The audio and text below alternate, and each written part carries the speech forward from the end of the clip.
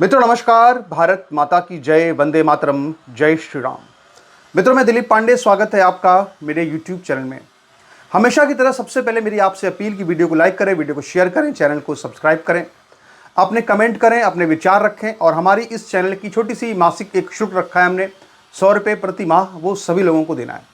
आइए शुरू करते हैं मित्रों। आज का जो पूरा हमारा विश्लेषण है वो फिर से मोदी के मुद्दे पर है। मोदी के चरित्र के ऊपर जो सवाल उठाए जा रहे हैं सोशल मीडिया के ऊपर, उस पर हमारा ये वीडियो आज का चल रहा है।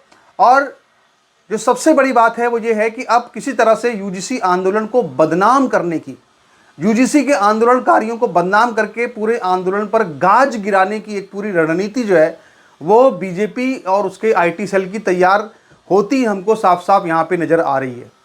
दरअसल आप जानते हैं मित्रों कि हमारे यहाँ पर जो फेसबुक है, जो ट्विटर है, अगर हम देखें तो, या जो थ्रेड है, अगर हम देखें तो ये सब जो सारे सोशल मीडिया प्लेटफॉर्म है, ये हमारे देश के अंदर एक देश के सभी बुद्धिजीवियों का एक प्लेटफॉर्म जैसा है। यानी हमारे देश के अंदर अगर कोई किसान भी है, कोई मजदूर भी है, अगर वो उसके पास समय नहीं है, फिर भी अगर वो थोड़ी बहुत अपने चिंतन मनन करता है गहराई से, तो वो एक माध्यम चाहता है, तो लोग फेसबुक पर, ट्विटर पर, सोशल मीडिया पर अपने विचारों को व्यक्त करते हैं। तो कई बार ये जो यहाँ विचार जो पैदा होते हैं उनका असर पूरे देश पर होता है। दरअसल आप जानते हैं मित्रों कि मधु किश्वर ने अभी, जो कि 2014 के पहले मोदी के विरोधी थी, 2014 के बाद मोदी के समर्थक हो गई, अब फिर मोदी की विरोधी हो गई हैं। तो मधु किश्वर ने एक बड़े ही संगीन आरोप जो है वो नरेंद्र मोदी पर लगाए और उन्होंने पूरी एक टिप्पणी करी, पूरी उन्होंने एक पोस्ट लिखी थी। और उस पोस्ट में उन्होंने बताया था कि विश्व हिंदू परिषद, आरएसएस के जो टॉप लीडर्स हैं उनके बीच में मोदी के चरित्र को लेकर किस तरह की चर्चाएं चलती हैं, लोग किस तरह की बातें करते हैं। और उन्हीं बातों को मधु किश्वर ने भी सुना है और उसके बाद उन्होंने उस पर अपनी पूरी एक कहानी लिखी, मतलब पूरी अपना एक ट्वीट लिखा। और इसके बाद उन्होंने इसके बाद ये भी बताया कि वो उनकी उम्र जो है वो अब, चूँकि हालांकि वो 74 साल की हैं, पर फिर भी उन्होंने ये कहा कि मैंने मोदी पर किताब लिखी, इसके बाद भी मैं मोदी को किताब भेंट देने नहीं गई क्योंकि मुझे उनके चरित्र का से डर लगता है। तो ये सारा उन्होंने टिप्पणी की, जिसके बाद पूरे जानते देश में किस तरह का बवाल मचा। हालांकि चूंकि मामला मोदी के खिलाफ है तो किसी न्यूज़ चैनल पर ये बातें आती नहीं है, लेकिन सोशल मीडिया इतना बड़ा प्लेटफॉर्म है कि लोगों तक बातें पहुँच की जाती हैं। तो ये जो पूरा एक विवाद चल रहा है इस वक्त, इस विवाद को लेकर के अब जो बीजेपी आईटी सेल है उसने एक नई रणनीति अख्तियार की है। नई रणनीति क्या अख्तियार की है? उसका यह कहना है कि जो मधु किश्वर है ये भी तो यूजीसी आंदोलन से ही जुड़ी हुई है, ये भी तो यूजीसी की आंदोलनकारी है।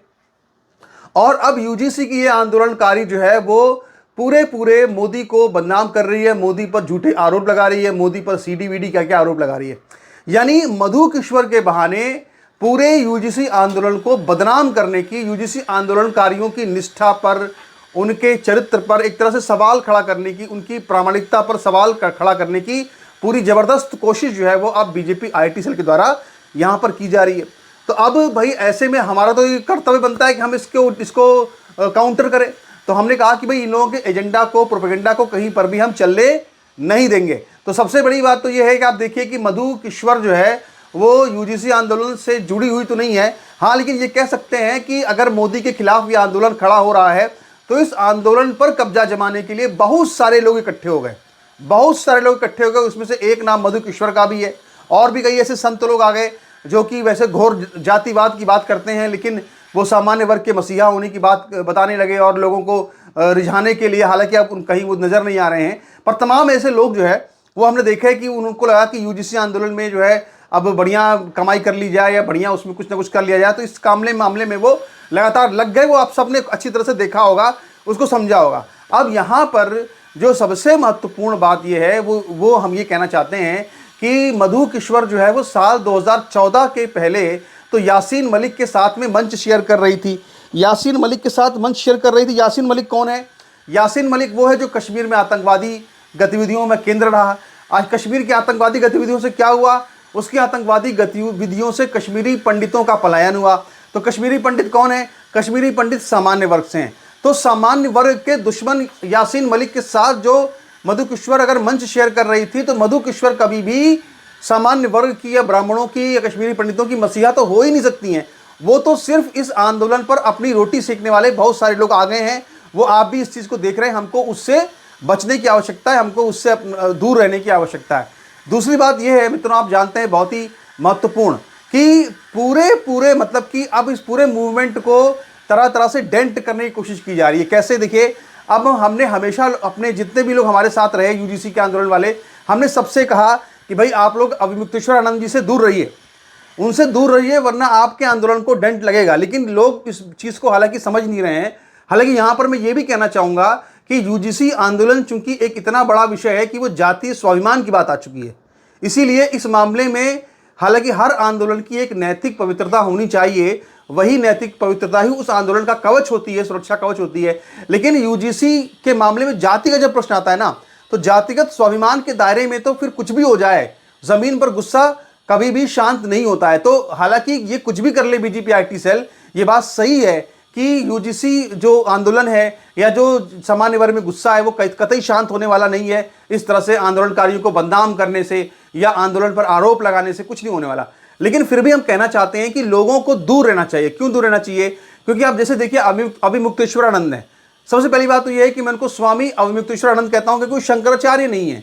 क्योंकि जो मठानुशासनम, जो कि पूरा एक महानुशासन जो लिखा था आदि शंकराचार्य ने, इसमें 73 श्लोक थे, उन श्लोकों में बिल्कुल साफ साफ ये बात लिखी हुई है कि एक व्यक्ति एक पद, यानी एक शंकराचार्य जो है वो दो पीठों पर या दो मठों में हो ही नहीं सकता है।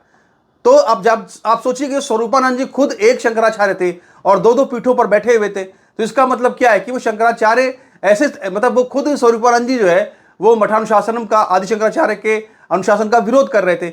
जब वो खुद ही उसका विरोध कर रहे हैं तो इसका मतलब ये है कि वो खुद ही अयोग्य हो गए शंकराचार्य के। जब खुद वो अयोग्य हैं शंकराचार्य पद के स्वरूपानंद, तो उनके शिष्य जो अभिमुक्तेश्वरानंद है वो कैसे योग्य हो सकते हैं?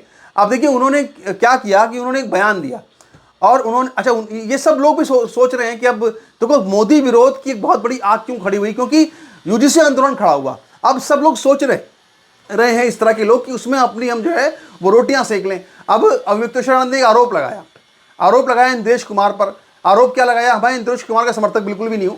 उन्होंने आरोप क्या लगाया? उन्होंने आरोप ये लगाया इंद्रेश कुमार ने कि भाई देखो ये मतलब इंद्रेश कुमार पर आरोप ये लगाया कि जो है 10 लाख हिंदू लड़कियों का जो निकाह है, वैदिक निकाह जो है वो उसका नाम दिया वैदिक निकाह उन्होंने करा दिया। किससे?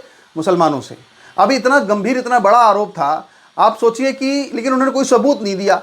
तो मैंने भी अपने फेसबुक पेज पर जा करके ये लिखा कि भाई ये तो बहुत बड़ी घटना है, और चूंकि शंकराचार्य वो खुद को कहते हैं, उनके लोग उनको बहुत सम्मान करते हैं और वो आरोप लगा रहे हैं, तो इंद्रेश कुमार को सफाई देनी चाहिए, खंडन करना चाहिए। अगर वो खंडन नहीं करते हैं तो मैं 3 दिन बाद इसके ऊपर पोस्ट लिखूंगा और उनका चेहरा बेनकाब करूंगा इंद्रेश कुमार का।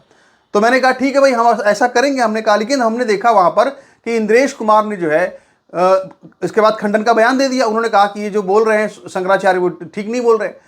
अब इसके बाद जिम्मेदारी स्वरूपानंद जी की थी कि उनको आकर के सबूत देने चाहिए थे कि अब मैंने आरोप ये लगाया, ये रहे सबूत।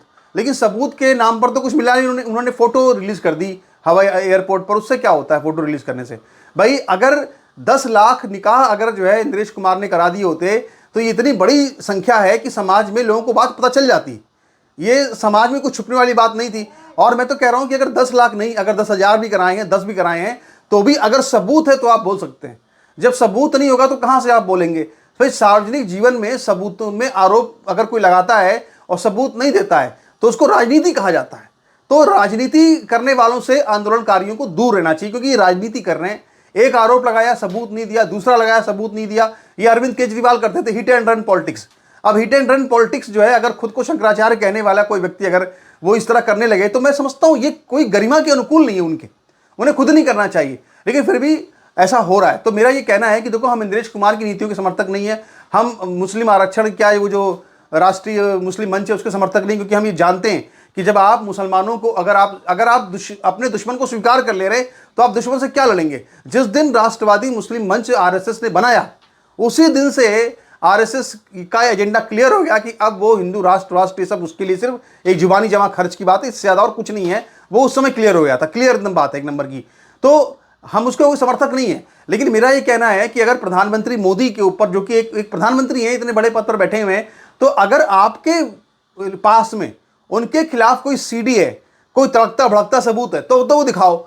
वरना फिर जो है वो एक ऑडियो सीडी लेकर के उससे कुछ होता नहीं है, उससे कुछ होने जाना का नहीं है।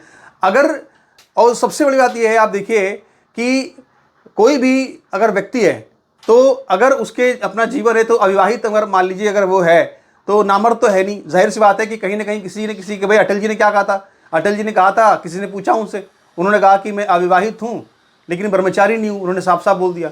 ऐसी साफ साफ बोलने की उम्मीद तो खैर कोई मोदी से क्या करेगा, वो बात की बात है। लेकिन जब आपको सबूत है, और सबूत ऐसे हैं कि उससे राष्ट्र की छवि पर, उनकी इमेज पर और पूरे देश दुनिया के अंदर झटका लगता है, या फिर उससे एक देश की राष्ट्रीय सुरक्षा को खतरा पैदा होता है, तब फिर वो एक चर्चा का विषय बनना चाहिए।